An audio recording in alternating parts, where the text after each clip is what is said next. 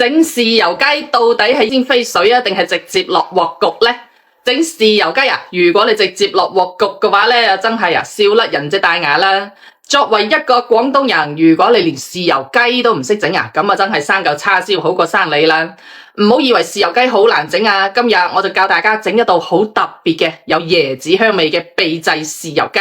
同你以往食過啲豉油雞都唔同噶。嗱，而家我哋廣東天時唔係濕就係熱，我哋成個人都覺得又濕又熱嘅，至啱就食呢個五指毛肚噶啦。花幾分鐘時間學識呢一道五指毛肚豉油雞。電飯煲版家庭版嘅做法非常之簡單，屋企有個電飯煲就做得到噶啦。做出嚟嘅味道比出面買嗰啲更加之好食，包你老公同埋小朋友都爭住嚟食嘅。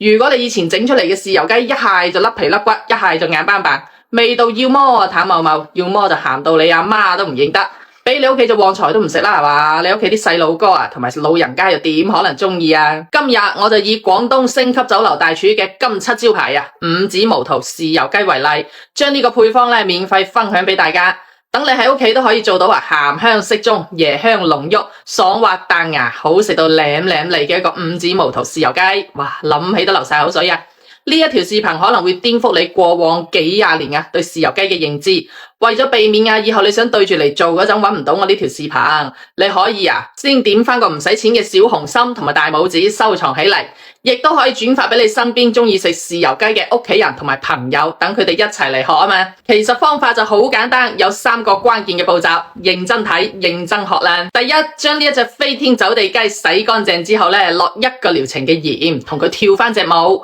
用我隻手嚟揸乾淨雞皮上面呢啲污糟邋遢嘢，咁樣做仲可以鬆筋化皮，更加之入味嘅。將佢沖洗乾淨之後用半隻甜過初戀嘅過期檸檬捽勻佢全身，咁樣做嘅好處係去腥增香嘅同時添加一層檸檬嘅清香。第二步，拎起一壺滾水，兜頭兜面淋落隻雞身度，咁樣可以令啲雞皮收縮緊致，係啲雞皮 Q 彈爽脆嘅關鍵嚟㗎。第三步，重頭戲嚟啦。五指毛肚豉油雞好唔好食，關鍵就在於呢個五指毛肚鹽焗粉，佢係我哋粵菜大師用五指毛肚研磨成粉調配出嚟嘅。我哋只需要喺隻雞度加一包呢一個，其他乜嘢鹽糖味精嗰啲都唔使再放噶啦。接住落嚟，加一殼96年畢業嘅本地花生油，捽勻佢全身。記住個雞籮柚裏面都要捽勻佢